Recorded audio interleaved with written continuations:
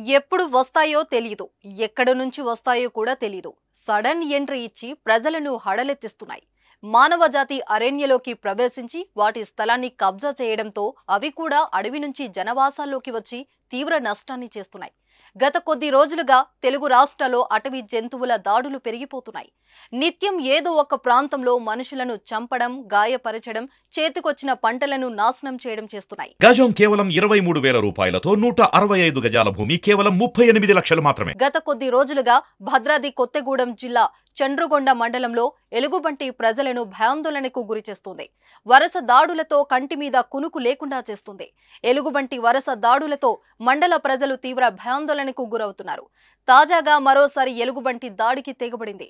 ముద్దుకూరు గ్రామంలో నల్లమోతు రామారావుపై ఎలుగుబంటి దాడి చేసి తీవ్రంగా గాయపరిచిన ఘటన జరిగి 24 గంటలు గడవక ముందే మరో వ్యక్తిని గాయపరిచింది.